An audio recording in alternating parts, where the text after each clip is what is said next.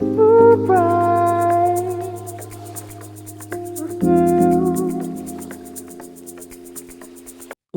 இந்த ஆழ்ந்த அலசலுக்கு உற்சாகமா வரவேற்கிறேன்.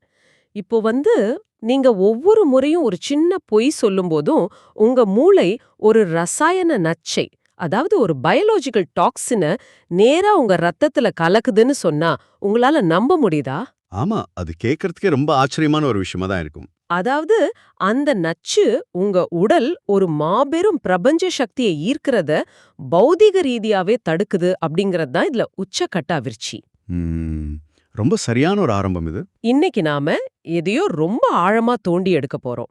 பொதுவா இந்த அட்டாங்க யோகம், பிரபஞ்ச சக்தி, நாடிகள் இதையெல்லாம் நாம வெறும் ஆன்மீக தத்துவங்களா மட்டும்தான் பார்த்து கடந்திருப்போம் இல்லையா?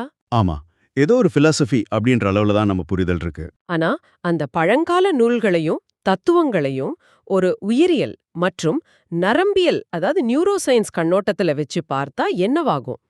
நமது அன்றாட பழக்க வழக்கங்களுக்கும் நீங்களும் நானும் இப்போ உள்ளிழுக்கிற மூச்சுக்கும் பின்னாடி இருக்கிற பிரம்மாண்டமான அறிவியலெல்லாம் இன்னைக்கு நாம அலச போறோம். கண்டிப்பா, இது ரொம்ப முக்கியமான ஒரு தலைப்பு.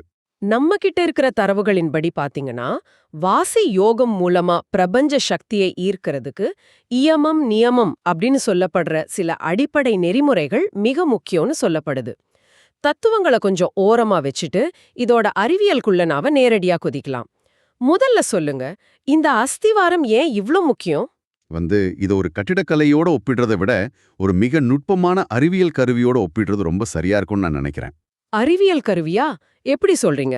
அதாவது நீங்க பிரபஞ்ச சக்தி அல்லது பிராணன் அப்படின்னு அழைக்கிற விஷயம் ஏதோ வானத்திலிருந்து மாயாஜாலமா இறங்குற ஒண்ணு கிடையாது. அது நம்மை சுற்றியுள்ள நுட்பமான ஒரு மின்காந்த ஆற்றல், ஒரு எலக்ட்ரோ மேக்னெட்டிக் எனர்ஜி போல செயல்படுது. ஓகே. நமது உடல் அந்த ஆற்றலை உள்வாங்கும் ஒரு கருவி அல்லது ஒரு கடத்தி அப்படின்னு சொல்லலாம். ஒரு கண்டக்டர். ஒரு கடத்தியில துருப்பிடிச்சிருந்தாலோ அல்லது தூசிகள் அடைச்சிருந்தாலோ அதுல மின்சாரம் சீரா பாய முடியாது இல்லையா? கண்டிப்பா பாய முடியாது, தடைப்படும். அதே மாதிரிதான் நமது உடம்புல சேரும் உயிரியல் மற்றும் உளவியல் கழிவுகள் தான் அந்த துரு. இந்த நெறிமுறைகள்னு சொல்லப்படுற இயமம் நியமம் அப்படிங்கிறது வெறும் தார்மீக போதனைகள் கிடையாது. பின் அது என்ன? அவை நமது நரம்பு மண்டலத்தை, அதாவது நர்வஸ் சிஸ்டத்தை அமைதிப்படுத்தி உடலை ஒரு மிக சிறந்த கடத்தியா மாத்திர ஆழமான உடலியல் தொழில்நுட்பங்கள், பிசியாலஜிக்கல் டெக்னாலஜிஸ்னு சொல்லலாம். இதுல நம்ம முதல்ல பார்க்க வேண்டியது இயமம். ரைட், யமம். அப்படின்னா நாம வெளி உலகத்தோடையும் மற்றவர்களுடனும் எப்படி பழகுறோம் அப்படிங்கிறதுக்கான 5 வழிமுறைகள், சரியா? மிகச்சரி. ஆனா எனக்கு ஒரு சந்தேகம். வெளி உலகத்தோட நம்ம பழகுற விதம் எப்படி நமது உடலின் உள்ளே நடக்கும் ரசாயன மாற்றங்களை பாதிக்கும்? அந்த 5 வழிமுறைகள் என்னென்ன, அதோட பின்னணி என்னன்னு கொஞ்சம் விரிவாகவே சொல்லுங்களேன். நிச்சயமா. இதுல முதலாவது அகிம்சை. இது எந்த உயிருக்கும் தீங்கு செய்யாம இருக்கிறது, பசியால் வாடும் உயிருக்கு உணவளிக்கிறது, அப்புறம் மாமிச உணவுகளை தவிர்க்கிறதுன்னு நமது தரவுகள் கூறுது. இதோட அறிவியல் பின்னணி என்ன? அறிவியல் படி பாத்தீங்கன்னா, நீங்க ஒருத்தர்கிட்ட வன்முறையா நடந்து கொள்ளும் போதோ அல்லது கோபப்படும் போதோ உங்களோட சிம்பத்தட்டிக் நர்வஸ் சிஸ்டம் உடனடியா தூண்டப்படுது. ஓ, அந்த ஃபைட் ஆர் ஃப்ளைட் மோடுக்கு போயிருமா? எக்ஸாக்ட்லி. சண்டையிடு அல்லது தப்பித்து ஓடு என்ற நிலைக்கு உடல் தள்ளப்படுது. தொடர்ந்து இந்த நிலையிலே இருக்கிறது உடம்புல நாள்பட்ட அழற்சி, அதாவது கிரானிக் இன்ஃப்ளமேஷனை உருவாக்குது. அதனால அஹிம்சை அப்படிங்கிறது மற்றவர்களுக்கான கருணை மட்டும் கிடையாது, அது உங்களோட சொந்த நரம்பு மண்டலத்தை அமைதி நிலையில, அதாவது பாராசிம்பத்தட்டிக் ஸ்டேட்ல வச்சிருக்க ஒரு தற்காப்பாரன். அடுத்து பாத்தீங்கன்னா சத்தியம், அதாவது உண்மையே பேசுதல். ஒரு நிமிஷம். இங்கதான் எனக்கு மிகப்பெரிய ஆச்சரியமே காத்துக்கிட்டு இருந்துச்சு. நான் ஆரம்பத்துல சொன்னேன் இல்லையா, அந்த பொய் மற்றும் ரசாயன நச்சு பத்தின தொடர்பு. ஆமா, சொல்லுங்க. பொய் சொல்றது அப்படிங்கிறது ஒரு தார்மீக பிழை, ஒரு சமூக குற்றம்னு தான் நாம நினைச்சுக்கிட்டு இருக்கோம். ஆனா பொய் சொல்லும் போது மூளை அழுத்தத்திற்கு உள்ளாகி தேவையற்ற ரசாயனங்களை சுரந்து உடலை அசுத்தமாக்குது அப்படிங்கிறது ரொம்ப வியப்பா இருக்கு. ஆமா, அது ஒரு பெரிய பயாலஜிக்கல் ப்ராசஸ். ஒரு சின்ன பொய் எப்படி ஒரு உயிரியல் கழிவா மாறுது? இதோட மெக்கானிசம் என்ன? இது மிக மிக சுவாரஸ்யமான ஒரு உடலியல் நிகழ்வு. நீங்க உண்மையை சொல்லும்போது உங்க மூளைக்கு எந்த அதிகப்படியான வேலையும் கிடையாது. நடந்தபடியே அது மெமரியிலேருந்து எடுத்து சொல்லுது. சரி, அது ரொம்ப சுலபமான வேலை. ஆனா நீங்க ஒரு பொய்ய சொல்ல நினைக்கும்போது மூளையின் முன்பகுதி, அதாவது ப்ரீஃப்ரண்டல் கார்டெக்ஸ் அபரிமிதமான வேலைப்பழுவுக்கு ஆளாகுது. ஓ, மூளை ஓவர் டைம் பார்க்க ஆரம்பிச்சிருமா? ஆமா, மூளை முதல்ல உண்மைய நினைவில் வச்சிருக்கணும். அப்புறம் அந்த உண்மைக்கு முரணான ஒரு புதிய கதையை உருவாக்கணும். அதை மத்தவங்க நம்பும்படி சொல்லணும். அது மட்டும் இல்லாம அந்த பொய்ய மத்தவங்க கண்டுபிடிச்சிடக்கூடாதுன்னு தொடர்ந்து கண்காணிக்கவும் செய்யணும். ஆஹா, இவ்ளோ ப்ராசஸ் நடக்குதா உள்ள? கண்டிப்பா. இவ்ளோ பெரிய மனசுமே மூளையில் உள்ள அமிக்டாலாவை தூண்டிவிட்டு கார்டிசோல் மாதிரியான ஸ்ட்ரெஸ் ஹார்மோன்களை ரத்தத்துல அதிக அளவுல பம்ப் செய்யுது. அப்போ அதாவது நமது ஒவ்வொரு பொய்யும் ஒரு மினி ஹார்ட் அட்டாக் போல உடலுக்கு ஒரு எச்சரிக்கை அனுப்புதா? ரொம்ப சரியா சொன்னீங்க. இந்த கார்டிசோல் தொடர்ந்து சுரந்துகிட்டே இருந்தா அது உடலின் செல்களை சோர்வடைய செய்து நோய் எதிர்ப்பு சக்தியை குறைத்து ஒரு ரசாயன கழிவா உடல்ல தேங்குது. மனம் ரொம்ப அலைப்பாய தொடங்கிடும் இல்லையா? ஆமா, அப்படி அமைதியற்ற ரசாயன கழிவுகள் நிறைந்த ஒரு உடல்ல உங்களால எப்படி பிரபஞ்ச சக்தியை உள்வாங்க முடியும்? அதனாலதான் சத்தியம் அப்படிங்கிறது ஆன்மீக தேடலோட அடிப்படைன்னு சொல்றாங்க.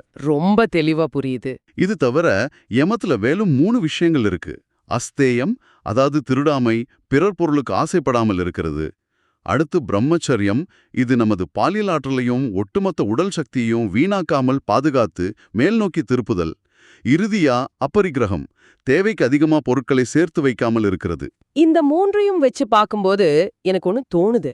இது எல்லாமே நமது மூளையோட டோபமைன் அமைப்போடு தொடர்புடையவை போல தெரியுது. ஆமா, எப்படி சொல்றீங்க?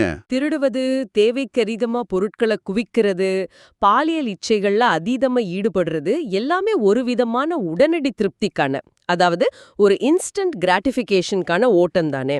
இந்த ஓட்டத்துல நமது சக்தி முழுமையா விரயமாயிடுது. மிக துல்லியமான பார்வை இது. நீங்க டோபமைன் அளவை செயற்கையா தூண்டிக்கிட்டே இருக்கும்போது உங்களோட அடிப்படை ஆற்றல், அதாவது பேஸ்லைன் எனர்ஜி குறைஞ்சிருது. இந்த 5 ஏம விதிகளும் வெளியே வீணாகச் செல்லும் உங்க ஆற்றலை தடுத்து நிறுத்தி உங்களுக்குள்ள ஒரு பெரிய சக்தி தேக்கத்தை உருவாக்குது. இதுதான் அசிவாரத்தோட முதல் பாதி. வெளியுலகோட நம்ம எப்படி தொடர்பு கொள்றோம் அப்படிங்கறத பார்த்துட்டோம். ரைட். அடுத்தது நமக்குள் நாம் எப்படி இருக்கணும்னு சொல்ற நியமம், சரியா? உலகை மாத்துறதை விட தன்னை மாத்துறது தான் இங்க பெரிய சவாலா இருக்கும்னு நினைக்கிறேன். இந்த அகவிதிகள் எப்படி நமது உடலையும் மனதையும் தயார்படுத்துது? நியமத்திலும் 5 மிக முக்கியமான வழிமுறைகள் இருக்கு. முதலாவது சௌஷ்யம், அதாவது அகத்தூய்மை. இயற்கையான உணவுகளை உண்பது மற்றும் உண்ணா நோன்பு அல்லது விரதம் இருக்கிறது மூலமா உடலை கழிவுகளற்று சழியற்ற தேகமா வச்சிருக்கிறது. இந்த சழியற்ற தேகம் அப்படிங்கிற வார்த்தை ரொம்ப சுவாரஸ்யமா இருக்கு. விரதம் இருக்கும்போது உடலுக்குள்ள அப்படி என்ன மாயாஜாலம் நடக்குது? வெறுமனே சாப்பிடாம இருக்கிறதுனால எப்படி உடல் தூய்மையாகும்? இதுல எந்த மாயாஜாலமும் கிடையாது. இது தூய்மையான அறிவியல். நீங்க விரதம் இருக்கும்போது, அதாவது உடலுக்கு உணவு செல்வது ஒரு குறிப்பிட்ட நேரம் தடைபடும் போது உடல்ல ஆட்டோஃபேஜி அப்படிங்கிற ஒரு நிகழ்வு நடக்குது. ஆட்டோஃபேஜியா? அது அப்படின்னா என்ன? ஆட்டோஃபேஜி அப்படின்னா தன்னைத்தானே உண்ணுதல்னு அர்த்தம். பசியில் இருக்கும் உடலின் செல்கள் தங்களுக்கு தேவையான ஆற்றலுக்காக உடலுக்குள்ள இருக்கும் பழுதடைந்த, இறந்த மற்றும் புற்றுநோயை உருவாக்கக்கூடிய தேவையற்ற செல்களை தாங்களே தின்று செரிக்கத் தொடங்குது. ஆஹா, இது ஒரு மாபெரும் உயிரியல் துப்புரவு பணி போல இருக்கே. ஒரு செல்லுலர் கிளீனப். கண்டிப்பா. இதத்தான் அவங்க சளியற்ற கழிவற்ற தேகம்னு அன்றே பதிவு செஞ்சிருக்காங்க. அடுத்தது சந்தோஷம். இருப்பதை முழுமையா ஏத்துக்கிட்டு எதிர்காலத்தை பத்தின பதற்றமோ கடந்த காலத்தை பத்தின கவலையோ இல்லாம இருக்கிறது. இது கார்டிசோலை குறைச்சு செரோட்டோனின் அளவை அதிகரிக்கும் ஒரு வழிமுறைன்னு சுலபமா புரிஞ்சுக்க முடியுது. சரி, 3வது விதி என்ன? 3வது விதி தவஸ் அல்லது தவம். இது பசி, தாகம், சீதோஷ்ண நிலைகளை தாங்கிக் கொள்ளும் மன உறுதியை குறிக்குது. இந்த மன உறுதி நமது உடலை இரும்பாக்கும் வல்லமை கொண்டதுன்னு நமது தரவுகள் கூறுது. ஒரு நிமிஷம், இந்த இடத்துல தான் எனக்கு ஒரு மிகப்பெரிய சந்தேகம் வருது. கடுமையான குளிர் அல்லது வெயில தாங்கிறது, பசிய பொறுத்துக்கிறது, இதெல்லாம் உடலை வருத்தும் செயல்கள் இல்லையா? அப்படி தோணும். ஆனா ஒரு பக்கம் உடலை தூய்மையா வச்சுக்க சொல்றோம், இன்னொரு பக்கம் அத கடுமையா தண்டிப்பது போல தெரியுதே. இது எப்படி சரியான வழியா இருக்கும்? அது தண்டிப்பது கிடையாது. அது உடலின் தாங்கும் திறனை, அதாவது ரெசிலியன்ஸ் அதிகரிக்கிறது. நவீன அறிவியல்ல இத ஹார்மெசிஸ் அப்படின்னு அழைப்பாங்க. ஓ, ஹார்மெசிஸ். ஆமா, அதாவது ஒரு சிறிய அளவிலான கட்டுப்படுத்தப்பட்ட அழுத்தம் உடலுக்கு கொடுக்கப்படும் போது அது உடலை அழிக்காம மாறாக உடலின் நோய் எதிர்ப்பு சக்தியையும் நரம்பு மண்டலத்தோட வலிமையும் பல மடங்கு அதிகரிக்குது. இன்ட்ரெஸ்டிங். இன்னைக்கு பிரபலமா இருக்கிற ஐஸ் பாத், சவுனா மாதிரியான கடுமையான தட்பவெப்ப பயிற்சிகள் எல்லாம் இந்த தபஸ் என்ற வகைப்பாட்டுக்குள்ள வருபவைதான். இது உங்க நரம்பு மண்டலத்திற்கு நீங்களே கொடுக்கும் ஒரு பயிற்சி.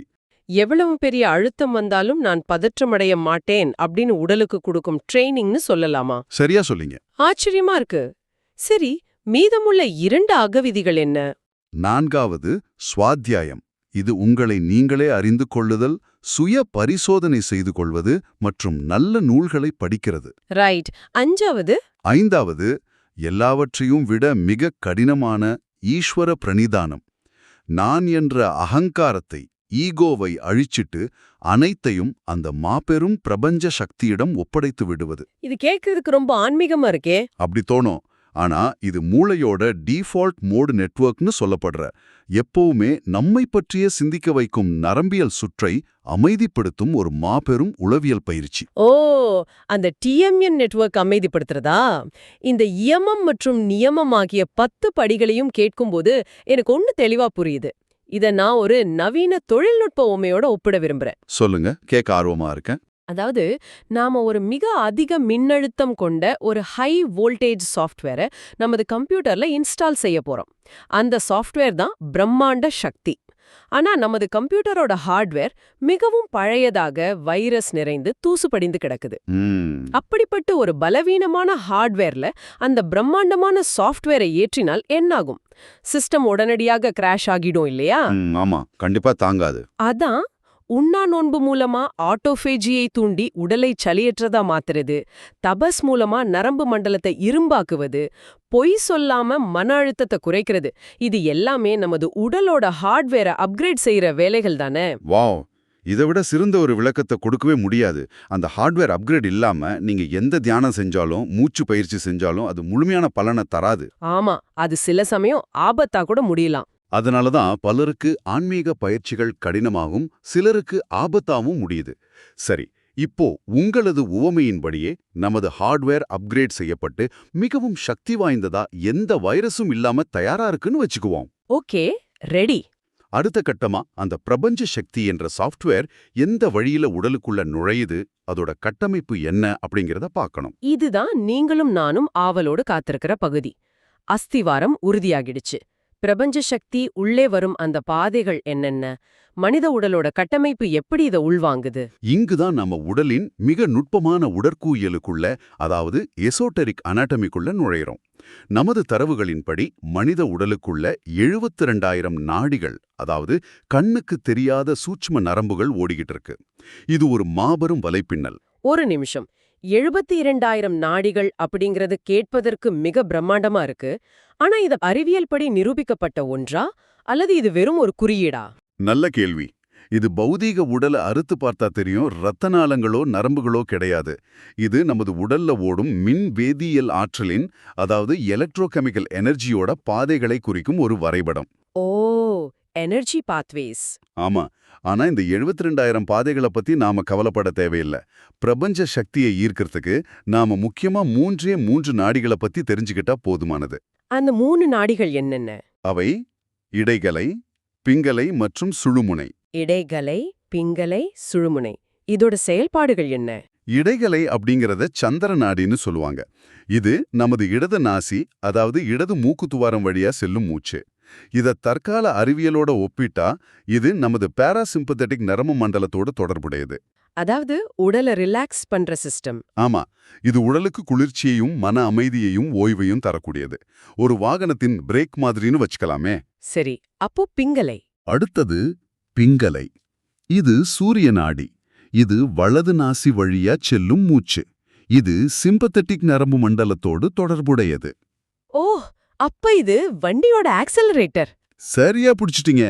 இது உடலுக்கு வெப்பத்தையும் செயல்திறனையும் ஆற்றலையும் தரக்கூடியது. இது மிக முக்கியமான ஒரு புள்ளி. இடது மூச்சு நிலவின் குளிர்ச்சியையும், வலது மூச்சு சூரியனின் வெப்பத்தையும் கொடுக்குது. நீங்க இப்போ இதை கேட்டுக்கிட்டு இருந்தீங்கன்னா உங்க விரலை உங்க மூக்குக்கு கீழே வச்சு எந்த நாசில மூச்சு அதிகமா ஓடுதுன்னு கொஞ்சம் செக் பண்ணி பாருங்க. ஆமா, செக் பண்ணி பாருங்க. நாம் சாதாரணமாக சுவாசிக்கும் போது 2 நாசிகளிலும் காற்று சமமாகவா செல்லுது? எனக்கு இப்போ வலது பக்கம் அதிகமா மூச்சு வருவது போல தெரியுதே. உங்களை பத்தி தெரியல, ஆனா எனக்கு இப்போ ரைட் சைடு தான் ஓடுது. நீங்க கவனிச்சது 100க்கு 100 உண்மை.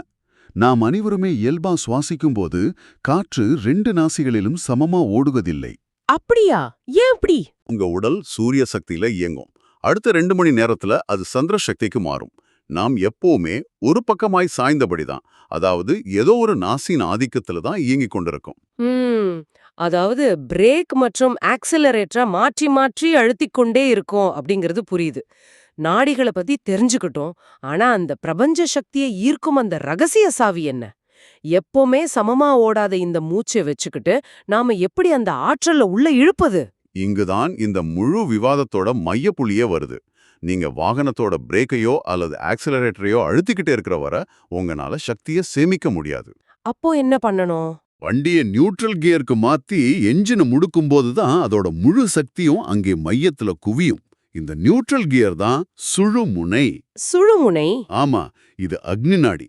நமது முதுகுத்தண்டின் நடுவே மூலாதாரத்திலிருந்து உச்சி பகுதியான சகசிராரம் வரை செல்லும் மைய பாதை இது. வாசியோகத்தோட மிக ரகசியமான தத்துவமே இதுதான். எங்கு கவனம் செல்கிறதோ அங்கே சக்தி பாயும். Where the mind goes, energy flows. அதாவது நமது கவனமும் மூச்சும் ஒரு காந்தம் போல செயல்படுதா? சரியா பிடிச்சிங்க. நீங்க சாதாரண நிலையில இருக்கும்போது நீங்க உள்ளிழுக்கும் பிராணன் இடைகலை அல்லது பிங்கலை வழியா பிரிந்து உடலின் அன்றாட தேவைகளுக்காக செலவாகிடுது. சரி. ஆனா வாசியோக பயிற்சிகள் அல்லது நாடி சுத்தி பிராணாயாமம் போன்ற நுட்பமான பயிற்சிகள் மூலமா நாம மூச்சை செயற்கையா சமநிலைப்படுத்துறோம். இடது மற்றும் வலது மூச்சு எப்போ மிக துல்லியமா சமமா ஓடுகிறதோ அப்போ ஒரு பிரம்மாண்டமான உயிரியல் மாற்றம் நிகழுது. என்ன மாற்றம் அது? மையப்பாதையான சுழுமுனை விழித்துக் கொள்ளும். அந்த சுழுமுனை வழியா பிரபஞ்ச சக்தி தடையின்றி உங்க முதுகுத்தண்டின் வழியே மேல் நோக்கி மூளைக்கு நேராக பாயத் தொடங்கும். ஆஹா, கேட்கவே சிலிர்ப்பா இருக்கே. தியானத்தின் போது மனதை புருவமத்தி அல்லது முதுகுத்தண்டின் அடிப்பகுதியில நிலைநிறுத்தும் போது இந்த அக்னி பாதையில பிராணன் கொழுந்து விட்டு எரியத் தொடங்கும். இடதோ வலதோ சிதறாத ஒரு சமநிலையான மூச்சு தான் பிரபஞ்ச சக்தியை உங்க உடலுக்குள்ள இழுக்கும் அந்த மிகப்பெரிய காந்தம். இது உண்மையிலே மூளை நரம்புகளை சிலிர்க்க வைக்கும் ஒரு தகவலாதான் இருக்கு. இதுவரை நாம பேசின விஷயங்களை உங்களுக்காக நான் சுருக்கமா தொகுத்து பார்க்கறேன். நாம எங்கிருந்து தொடங்கினோம், எங்க வந்து நிக்கிறோம்னு பாருங்க. கண்டிப்பா. அஹிம்சை, சத்தியம் அப்படின்னு நாம வெறும் நன்னறி வகுப்புகள்ல படிச்ச விஷயங்களை கார்டிசோலை குறைச்சு நரம்பு மண்டலத்தை காக்கும் தற்காப்பு கவசங்களா நாம பார்த்தோம். அப்புறம் விரதம் மற்றும் தபஸ் மாதிரியான விஷயங்களை உடலோட பழைய செல்களை அழிச்சு ஹார்ட்வேரை வலிமையாக்கும் ஆட்டோபேஜி மற்றும் ஹார்மசிஸ் என்ற உயிரியல் அறிவியலா புரிஞ்சுக்கிட்டோம். ஆமா. அதன் பிறகு நமது நாசி துவாரங்கள்ல ஓடும் மூச்சு வெறும் காற்று கிடையாது. அது வலது நாசியான ஆக்சிலரேட்டருக்கும் இடது நாசியான பிரேக்கிற்கும் இடையே ஊசலாடும் நரம்பு மண்டலத்தோட நடனம் அப்படிங்கறத உணர்ந்தோம். இறுதியா அந்த மூச்சை சமநிலைப்படுத்துறது மூலமா முதுகுத்தண்டின் வழியே சுழுமுனை என்ற அக்னி பாதையை திறந்து பிரபஞ்ச சக்தியை தட்டி எழுப்பும் பயணம் வரை எவ்வளவு ஆழமான அறிவியலை இன்னைக்கு நாம தோண்டி எடுத்திருக்கோம். மிக அருமையான தொகுப்பு. நான் இதுல ஒரே ஒரு விஷயத்தை மட்டும் சேர்த்துக்க விரும்புறேன். சொல்லுங்க. அறிவை பெறுவது ஒரு படினா அதை நம் வாழ்வில பரிசோதித்து பார்க்கறது தான் அதோட அடுத்த கட்டம். இந்த அலசலை கேட்டுட்டு நீங்க அப்படியே கடந்து சென்று விட வேண்டாம். நிச்சயமா. இன்றிருந்து ஒரு சின்ன பயிற்சியா நாள் முழுவதும் உங்களது மூச்சு எந்த பக்கம் அதிகமா ஓடுது அப்படின்னு அடிக்கடி கவனிக்க தொடங்குங்க. உங்க உடலோட அந்த இயல்பான தாளத்தை நீங்க உணர்ந்து உங்க உடலோட நீங்க பேசுறது தான் இந்த மாபெரும் பிரபஞ்ச சக்தியை ஈர்ப்பதற்கான அந்த முதல் ரகசிய படி. அதைவிட சிறந்த தொடக்கம் எதுவுமே இருக்க முடியாது. நாம உடனடியாக செய்யக்கூடிய ஒரு அருமையான பயிற்சியை வழங்கிட்டீங்க. சரி, இந்த ஆழ்ந்த அலசலை முடிப்பதற்கு முன் உங்களுக்கு ஒரு சிந்தனையை விட்டுச் செல்ல விரும்புறேன். நம்முடைய ஒழுக்கம், சமூகத்தோடு நாம் பழகுற விதம், நாம் உண்ணும் உணவு, நமது சிந்தனை, நமது மூச்சு, இது எல்லாமே ஒன்னோடு ஒன்னு ஒரு பிரம்மாண்டமான வலைப்பின்னலா இவ்ளோ ஆழமா பின்னப்பட்டிருக்கும்போது வெறுமனே நமது சுவாசத்தை நடுநிலையாக்குறது மூலமா இடதோ வலதோ சாயாம மூச்சை மையப்படுத்துவதன் மூலமா நமக்குள் ஒரு மாபெரும் அக்னி பாதையை திறக்க முடியுது அப்படின்னா கொஞ்சம் ஆழமா யோசிச்சு பாருங்க. ரொம்ப ஆழமான கேள்வி இது. நம் அன்றாட வாழ்வில் நாம எந்த அளவு ஒரு பக்கமா சாய்ந்து சமநிலையின்றி வாழ்ந்துகிட்டு இருக்கோம். கோபத்திலோ ஆசையிலோ கடந்த காலத்தின் கவலையிலோ நாம எப்பவுமே ஒரு நாசியில தான் சுவாசிச்சுக்கிட்டு இருக்கோம்.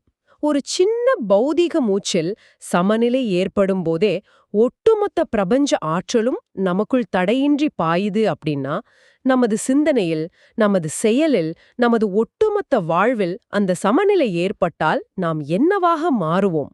மனித பரிணாமத்தோட எந்த உச்சத்தை நாம் தொடுவோம்? இந்த ஆழமான, அதே சமயம் உங்களை சிந்திக்க தூண்டும் கேள்வியோடு இன்றைய அலசலை நிறைவு செய்வோம்.